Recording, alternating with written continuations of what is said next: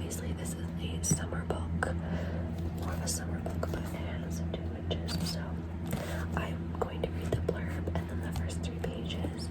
No, I've actually never read this book at all. I haven't even glanced inside, so I'm gonna kind of be live reacting to it. This is YA, by the way, YA genre. Twin witches Marty and Molly Overbrook can't seem to keep their powers under control, which is how they find themselves forced to spend their summers in Northampton on Long Island's misshrouded East End. Though their aunt, Ingrid Beauchamp, is desperately trying to tame them, all the girls are interested in is relaxing and enjoying the beach, not to mention the handsome boys they find there. But forces beyond the sisters' control will lead them to secrets simmering in the crystal clear waters of East End. Things shape up to be much more exciting than the girls were bargaining for. But what's summer in the Hamptons without a little magic and mischief? So it kind of gives me Twitches vibes. I actually recently watched that movie for the first time, I think for the first time. I don't think I watched it when I was young. I watched it this year, so I'm just gonna read the first 3 pages of the first book, which is Triple Moon. For Mike and Maddie always, and my witches, and for Mike and Maddie always, and my witches of East End family, witch ease forever. With thanks to Jennifer Besser and everyone in Penguin for making a new home for a little light magic. So that was the dedication. Okay, so the first page actually, before the first chapter, has a William Shakespeare quote from As You Like It. I was too young that time to value her, but now I know her. If she be a traitor, why, so am I. We still have slept together, rose at an instant, learned, played, eat together, and wheresoever we went, like Juno's swans, still we went coupled and inseparable.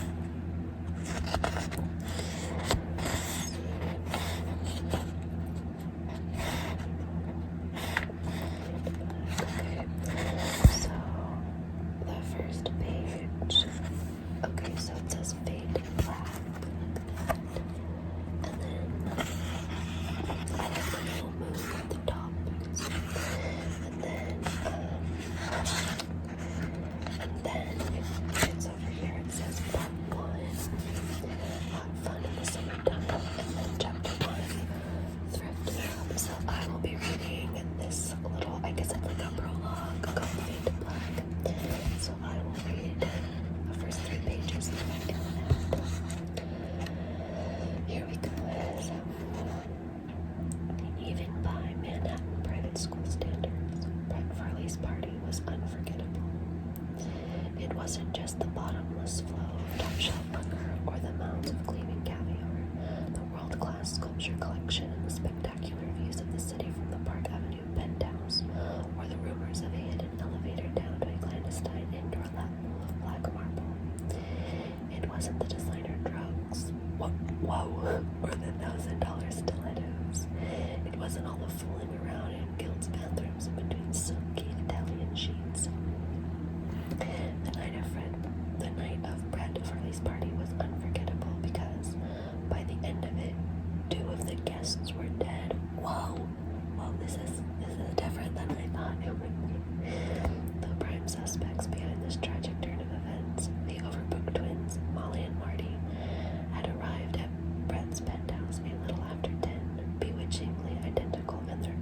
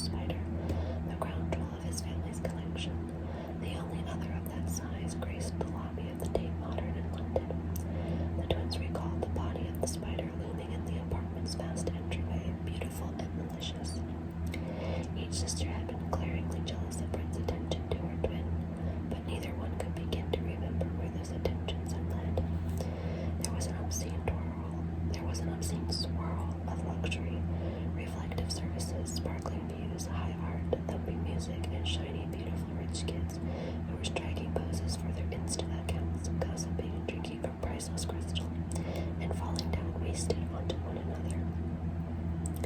The Overbrook girls were very much a part of this ruling scene, but they were apart from it as well, because Molly and Marty weren't simply pretty and privileged. They were supernatural, with supernatural instincts.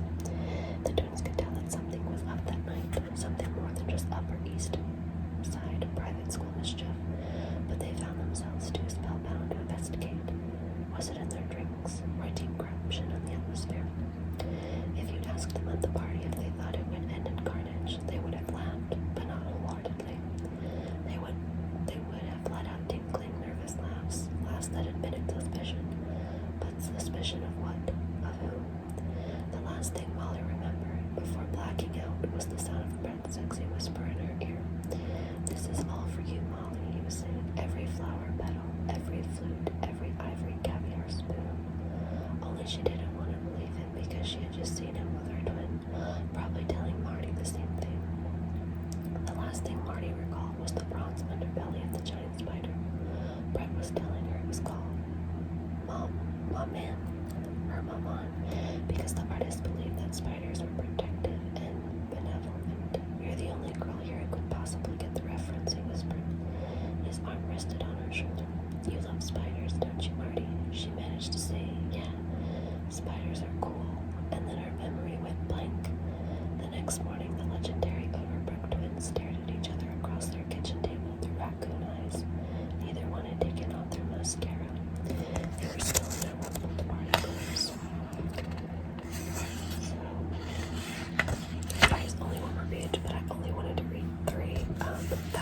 That sounds interesting. A little bit darker than I thought it would be. Let's see. Also, I guess it was published more recently than I thought because it mentioned Instagram.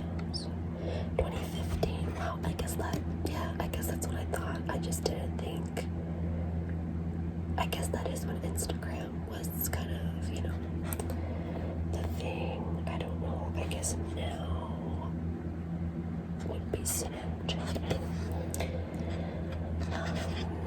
That sounds interesting. I don't know. I don't think I'm going to read it now. I didn't plan to. Maybe I should wait for the summertime. But that definitely sounds interesting. I'm excited, even more excited to get to it. I actually got this. It's all like 10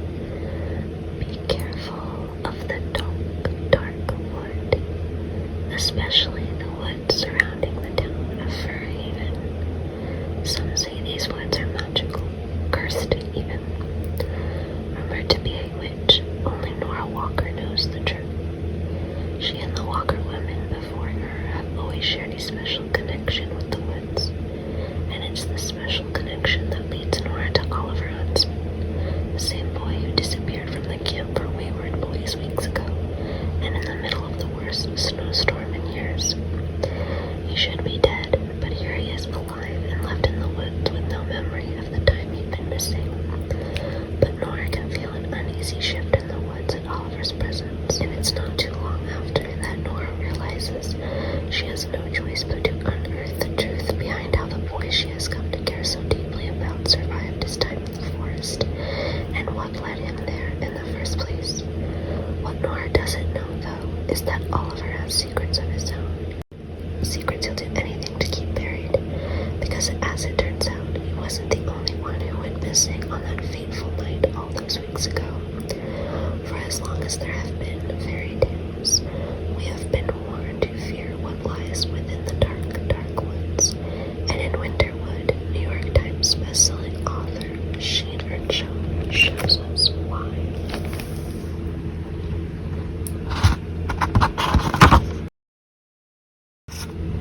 To all those with wild eyes, I do not think the forest would be so bright, nor the water so warm, nor love so sweet, if there were no danger in the lakes. Yes. A boy went missing the night of the storm. The night snow sailed down from the mountains and howled against the eaves of the old house as if through gritted teeth, cruel and baleful and full of bad omens not to be ignored. The electricity flickered like Morse code. The temperature dropped so fast that trees cracked down their centers, sweet-smelling sap oozing to the surface like honey before it too crystallized and froze.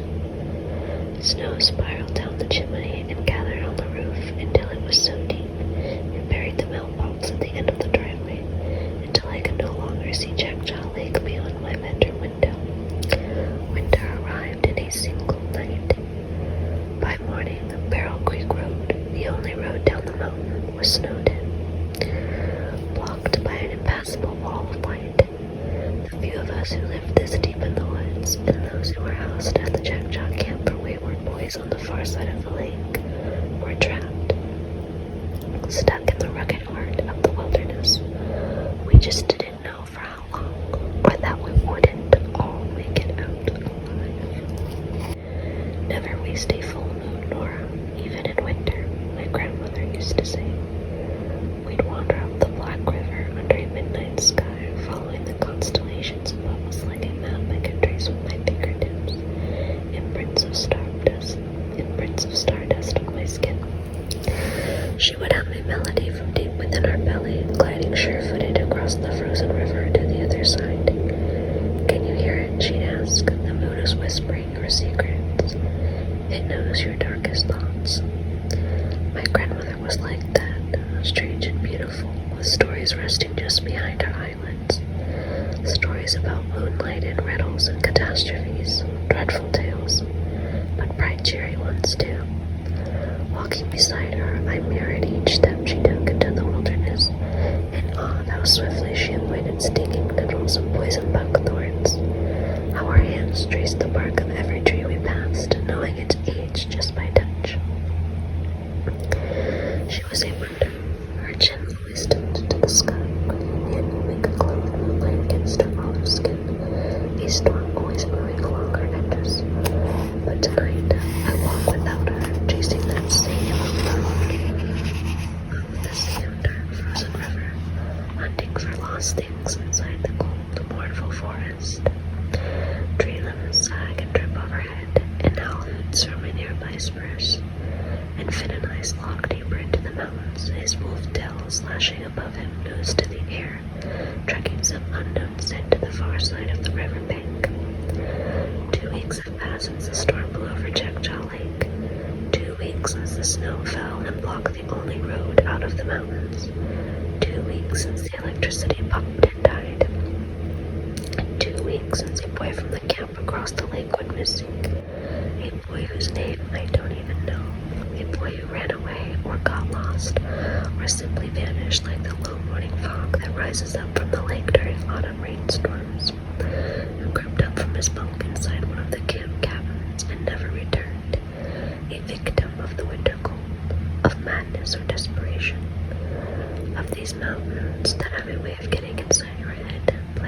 attacks on those who dare to walk among the pines long after the sun has set. These woods are wild and rugged and unkind.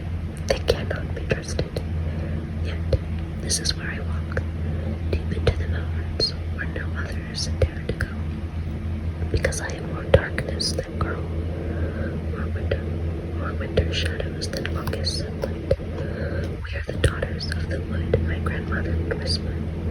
So I push farther up the shore of the Black River, following the map made by the stars, just like she taught me, just like all walkers before me, until I reach the place.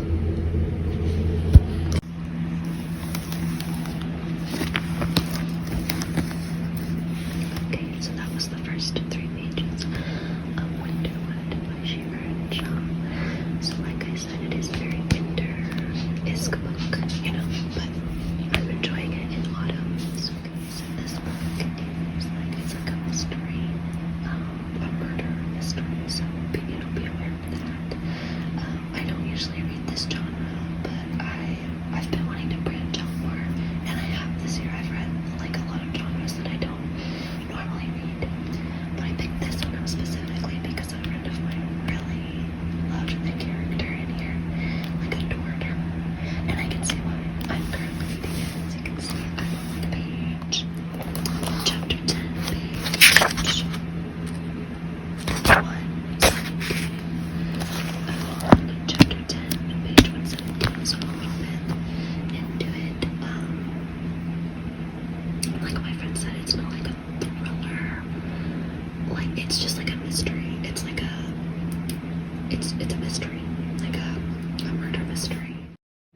The character in here is really original. I can see why my friend adores her. So I'm reading this for autumn because, well, I'm reading this in October, you know, because mystery, and it's not Halloweenish, but you know, it's still, there's something about October and mysteries. So it's The Maid by Nita Rose, and this is also this is from my library, so I don't own it or anything, so I want to read it now. So I'm getting this filmed because I may have to take it back, I don't know. I know on Libby, because I'm kind of going back and forth between physical and ebook. Like when I'm on the go, I read the ebook, and I know a lot of several people had it on hold on Libby, so they may have my library as well. So just my spider web blanket. Alright, let's begin. Here's the blurb. A dead body is one mess she can't clean up on her own. Molly Gray is not like everyone else. She struggles with social skills and misreads the intentions of others. Her gran used to interpret the world for her, codifying it into simple rules that Molly could live by. Since Gran died a few months ago, 25-year-old Molly has been navigating life's complexities all by herself. No matter, she throws herself with gusto into her work as a hotel maid. Her unique character, along with her obsessive love of cleaning and proper etiquette, makes her an ideal fit for the job. She delights in donning her crisp uniform each morning, stocking her cart with miniature soaps and bottles, and returning guest rooms at the Regency Grand Hotel to a state of perfection. But Molly's orderly life is upended the day she enters the suite of the infamous and wealthy Charles Black, only to find it in a state of disarray and Mr. Black himself dead in his bed. Before she knows what's happening, Molly's unusual demeanor has the police targeting her as their lead suspect. She quickly finds herself caught in a web of deception. When she has no idea how to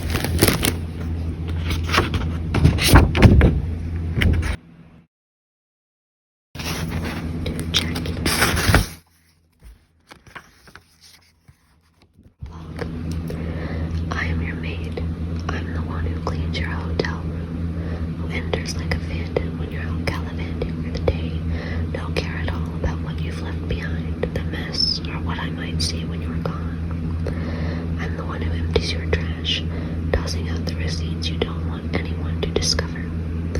I'm the one who changes your sheets, who can tell if you slept in them and if you were alone last night or not. I'm the one who straightens your shoes by the door, who puffs up your pillows and finds stray hairs on them. Yours, not likely. I'm the one who cleans up after you drink too much and soil the toilet seat, or worse.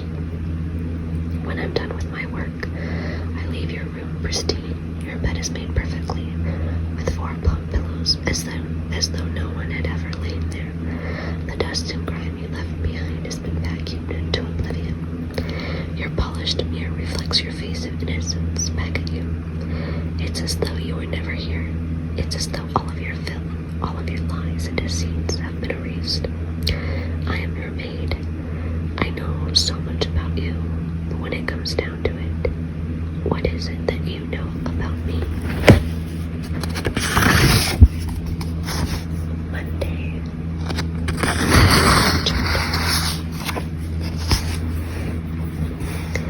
I am well aware that my name is ridiculous. It was not ridiculous before I took this job 4 years ago. I'm a maid at the Regency Grand Hotel, and my name is Molly. Molly Maid. A joke. Before I took the job, Molly was just a name given to me by my estranged mother, who left me so long ago that I have no memory of her. Just a few photos and stories Gran has told me. Gran said my mother thought Molly was a cute name for a girl, that it conjured apple cheeks and pigtails, neither of which I have, as it turns out. I've got a simple dark hair that I maintain and a sharp neat bob. I part my hair in the middle, the exact middle. I comb it flat and straight. I like things simple and neat. I have pointed cheekbones and pale skin that people sometimes marvel at, and I don't know why. I'm as white as the sheets that I take off and put on, all day long in the 20+ rooms that I make up for the esteemed guests at the Regency Grand, a 5-star boutique hotel that prides itself on sophisticated elegance and proper decorum for the modern age. Never in my life did I think I'd hold such a lofty position in a grand hotel. I know others think differently, that a maid is a lowly nobody. I know we're all supposed to aspire to become doctors and lawyers and rich real estate tycoons, but not me. I'm so thankful for my job that I pinch myself every day. I really do, especially now without Grand. Without her, home isn't home. It's as though all the color has been drained from the apartment we shared. But the moment I enter the Regency Grand, the world turns technicolor bright. As I place a hand on the shining brass railing and walk up the scarlet steps that lead to the hotel's majestic portico, I'm Dorothy entering Oz. I push through the gleaming revolving doors and I see my true self reflected in the glass. My dark hair and pale complexion are omnipresent. But a blush returns to my cheek. My arisen deontry restored once more. Once I'm through the doors, I often pause to take in the grandeur of the lobby. It never tarnishes. It never grows drab or dusty. It never dulls or fades. It is blessedly the same each and every day. There's the reception and concierge to the left with its midnight obsidian counter and smart-looking receptionists in black and white, like penguins. And there's the ample lobby itself, laid out in a horseshoe with its fine Italian marble floors that radiate pristine white, drawing the eye up to the second-floor terrace. There are the ornate Art Deco features of the terrace and the grand marble staircase that brings you there. Balustrades glowing and opulent, serpents twisting up to golden knobs held static in brass jaws.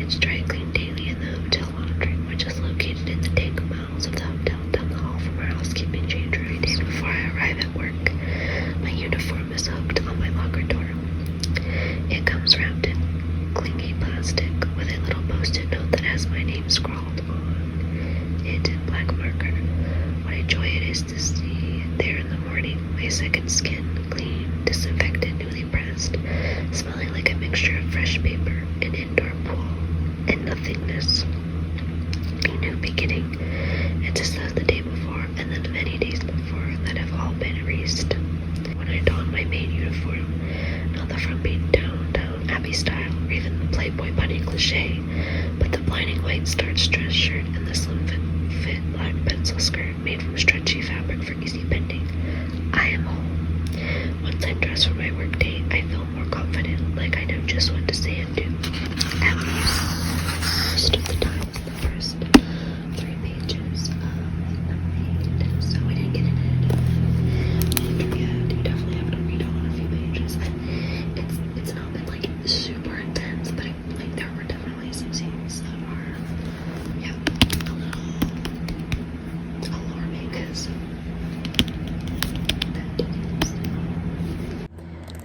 Belladonna by Adeline Greaves. Now this is it's in the YA genre, but the character is a little older, and so I would consider it more new adult. NA is how I would categorize it. It is I think it's a duology. It might be a trilogy. The second one came out this year. I only have the first one. I got it because the cover is so gorgeous. It is fantasy. I actually have some goodies that came with this because I pre-ordered it. I'll show you this one. Isn't that gorgeous? It said that 5 belladonna berries are all it takes to kill someone. So it's a bit of a darker book.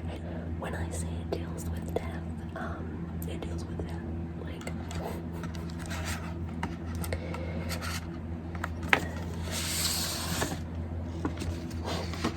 here's the back.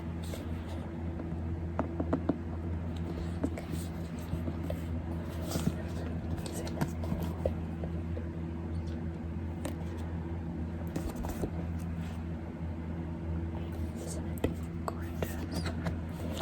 I also received autograph, which is like autographed signed paper, as well as a beautiful art. Isn't that gorgeous? Gorgeous, gorgeous, gorgeous.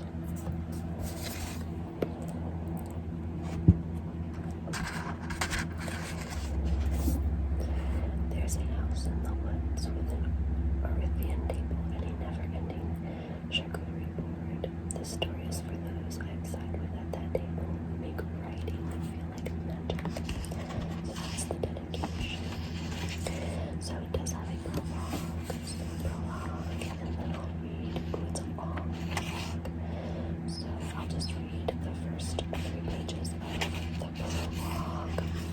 So, I need to read the blurb first. So it's on the dust jacket, my bad. For as long as Signa Pharaoh has been alive, the people in our life have fallen like stars. Orphaned as a baby, 19-year-old Signa has been raised by a string of guardians, each more interested in her wealth than her well-being, and each has met an untimely end. Her remaining relatives are the elusive Hawthorns, an eccentric family living in Thorn Grove, an estate both glittering and gloomy. Its patriarch mourns his late wife through wild parties, while his son grapples for control of the family's waning reputation, and his daughter suffers from a mysterious illness. But when their mother's restless spirit appears claiming she was poisoned, Signa realizes that the family she depends on could be in grave danger, and enlists the help of a surly stable boy to hunt down the killer. However, Signa's best chance of uncovering the murderer is an alliance with Death himself, a fascinating, dangerous shadow who has never been far from her side. Though he's made her life a living hell, Death shows Signa that their growing connection may be more powerful and more irresistible than she ever dared imagine. From New York Times best-selling author Adeline Greaves, Belladonna brings to life a highly romantic, gothic-infused world of wealth, desire, and betrayal. So that was the description. I'll just read the first 3 pages of the prologue.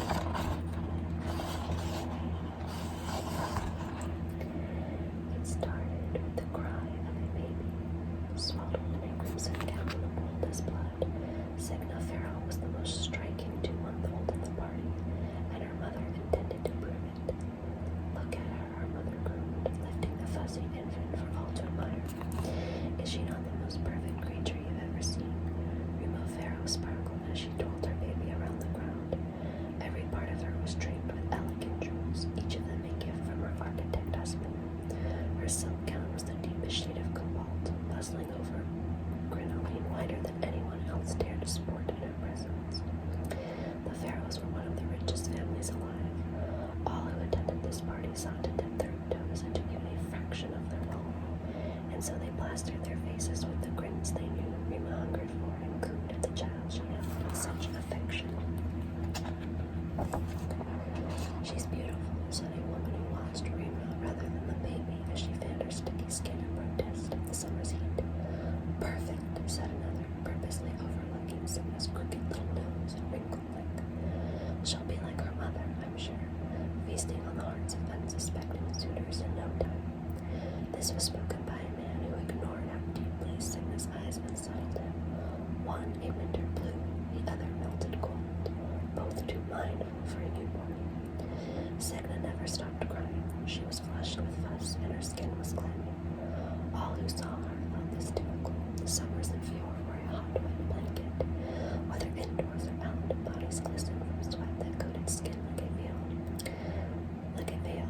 Because of this, no one expected what the baby already knew. Death had found his way into Foxglove Manor. Signa could sense him around her like one might sense a fly that brushes too close. Death was a buzz upon her skin, alerting the fine hairs on her neck. With his presence, Signa settled, lulled by the chill that blossomed with his nearness. But no one else experienced the same comfort, for death came only where he was called, and that night he had been called to Foxglove, where poison laced every drop of wine. First came the coughing.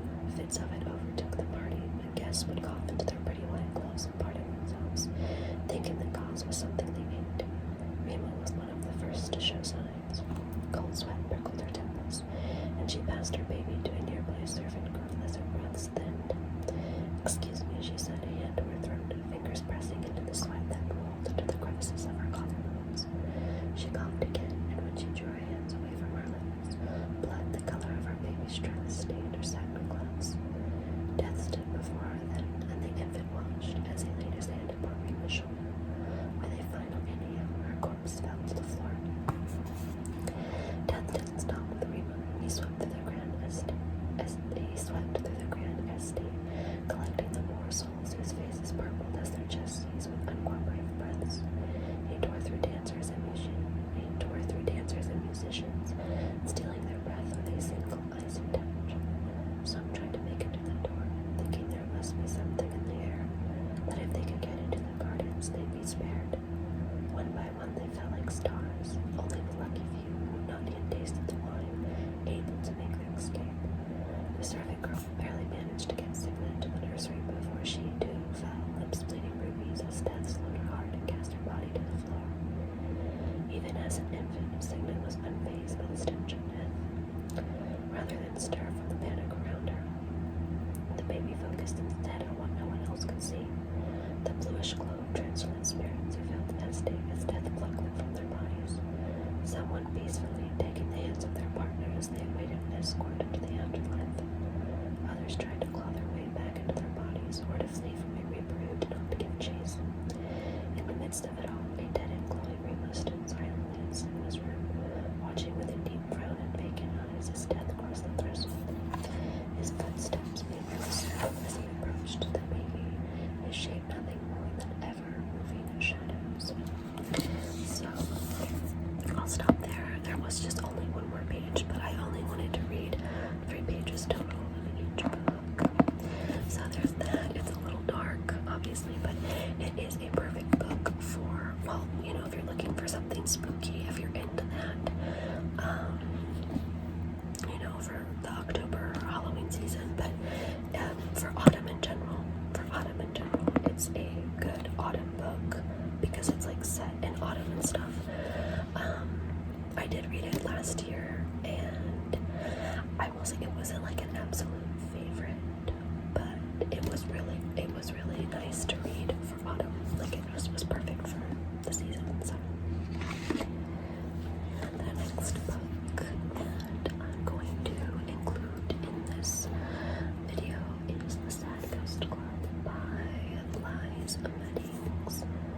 This is a graphic novel, but I thought it was fitting for October, so I haven't read it yet.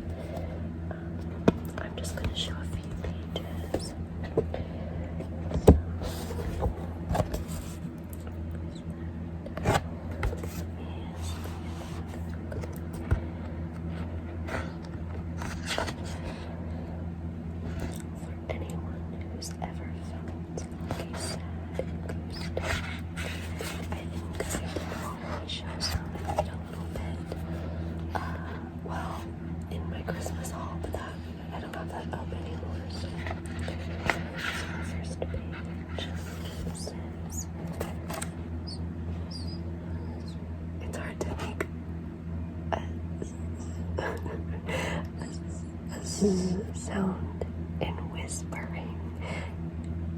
Yeah, I can't really do it. So, sleep.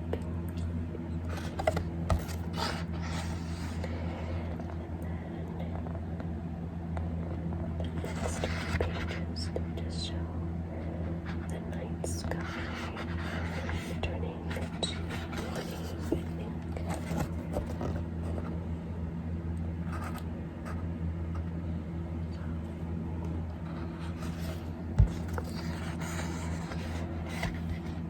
And then it has a bird.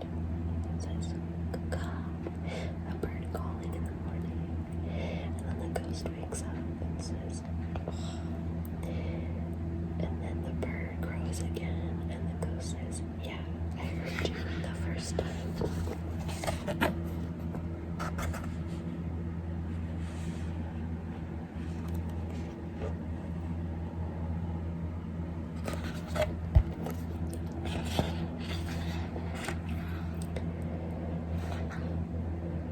That stupid bird.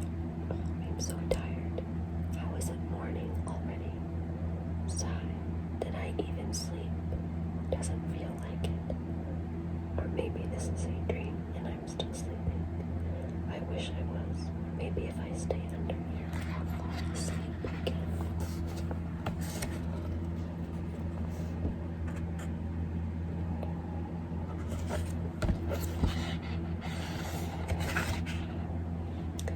Why did I stay up so late doing that essay? And I still didn't finish. Now I'm gonna be tired and everything I write today will be useless. I wonder how much sleep is needed for optimal working. 8 hours. But I probably only got like 5. Why didn't I go to bed earlier? I'm such an idiot. I've completely ruined today. Now I'm gonna be exhausted and I won't get anything done.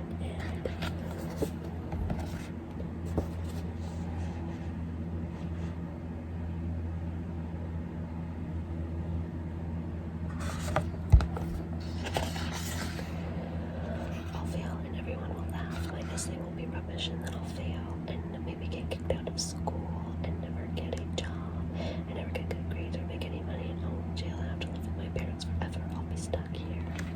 So he's just catastrophizing.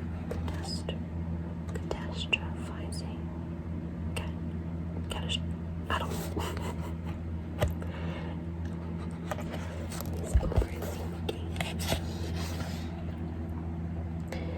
We're off now. See you Monday. Good luck with your essay. Okay, bye. Remember to get cat food. Okay. Stay safe, sweetie. Will do. Have a nice time. Sigh. I should have gone. I haven't seen my cousins for ages. I'm too tired anyway. I'll just try and get another hour's sleep.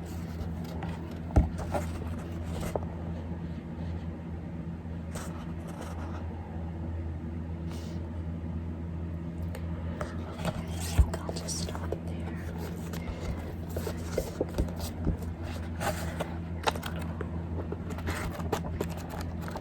See all that? I know he ends up, I've like kind of glanced at it here and there. I know he ends up going to the party. And just overthinking it. I still need to fully read it. I don't know. I don't think I will this year. Maybe next year or in a few months. So yeah. Sort of autumn, October, Halloween mystery books, whatever. You know, maybe one of them caught your interest. If you haven't heard of them before, I think all 3 are pretty popular though. So you may have. But yeah, maybe you're sleepy